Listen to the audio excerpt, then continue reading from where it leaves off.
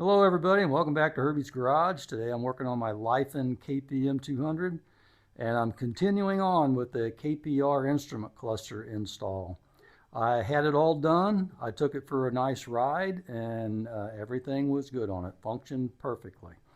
Well, I had a subscriber that left me a comment that said that I might want to consider getting the odometer to come back on the original one, the stock one that's on the tank, because of legal issues. When you go to sell the bike or whatever, you want the original odometer mileage to continue on instead of just using the mileage that you're going to have on this brand new gauge set. So I thought, well, I'm going to go ahead and see if I can accomplish that because I had my gauges, my instrument cluster, on my tank anyway. I had not removed it. So I thought I'll just go ahead and try it and see if I could wire it in and make it work. And I think I got it accomplished. I haven't wrote it yet, but I want to show you what I did to make this instrument cluster work together. So let's get started and I'll show you that. These are my wiring extensions. I untaped them so we can see everything because I had to get in there and do a little bit of work again. And I didn't have to do a lot to this. It only took 4 wires in order to make this cluster work. In order to make all this work, I went through the owner's manual and I was looking at the wiring schematic. And I had to go through and find out what wires it was that I needed that's going to power the odometer and make the odometer work. Well, of course, one thing I need is a speed sensor. So what I did, this is the speed sensor wire that comes off of the bike. And then here's the speed sensor wire that comes off the KPR cluster. What I did is I depinned this out of the plastic and then I doubled these up. I put 2 wires into one connector on that side, 2 wires into one connector on that side. So now I've got 4 wires going in and only 2 connectors coming out. And then the next change I made was on this plug up here. I depinned the black wire from here on my extension and the green wire on my extension. You can see there's the black and there's the green. So I depinned those 2, took them out, and then I doubled them up, just like I did on this connector. I put 2 wires on one connector, which gives me a spare green and a spare black. Then I connected those to a 2 connector block. Then on the gauge cluster, the original gauge cluster, if you see here, this is all the wires that come on the original gauge cluster. The only thing that I did to this was I depinned these 2 in the corners, the black and the green. I pulled them out of the connector and I made a double connector with those 2 wires.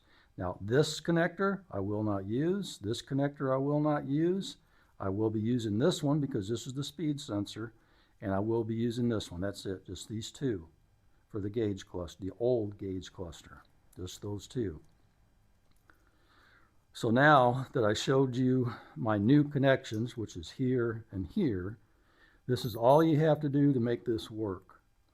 Take your green and black and line your green and black up, and all that's doing is it's connecting into this connector up here. And this is your speed sensor wire going into the speed sensor wire on the bike. So you see, if I ever take the tank off, I just have to unsnap this connector, and then I can take the tank off. I'm not going to cut any of these connectors off or anything. I'm going to leave them on in case I wanted to go back with this instrument cluster. Probably never will, but just in case. Okay, now that you can see both instrument clusters, I'm going to turn the key on. Now see, both clusters are working. See how it's flashing on both clusters on the fuel level?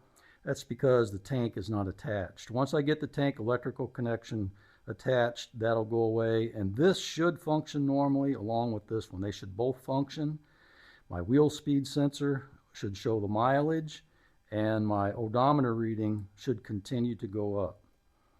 None of the other features of this work. The neutral, the gear indicator, the check engine light, and the coolant overheating light. None of that stuff's going to work because I don't want it to. Everything like that is going to work on my main gauge. Only thing I want this for is for my odometer. Now I'm going to show you, I'm going to jack this up and spin the wheel, and you can watch and see that those are working. Okay, I'm going to spin the wheel and watch the mile per hour on both gauges. Yeah, you can see both of them are registering the same mile per hour. So that's working. If the mile per hour is working, so will the odometer. So I'm sure I got that working and accomplished what I wanted to accomplish. Well, all I have left to do is put the bike back together and make everything look nice and neat and tidy. And then I'll take you along on a riding video, and I'll show you that the instrument cluster is working on the tank, and the odometer is registering and moving.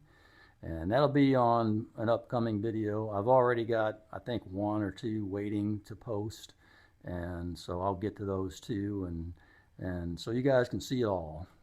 Hopefully this was entertaining to you. I don't know if it's something you want to try yourself. It's not a hard thing to do, really. It's not. I like doing wiring. Actually, it's kind of fun, a little challenging sometimes, but it's a lot of fun. Anyway, that's all I have for you today. I appreciate you coming along, and I'll see you on the next one.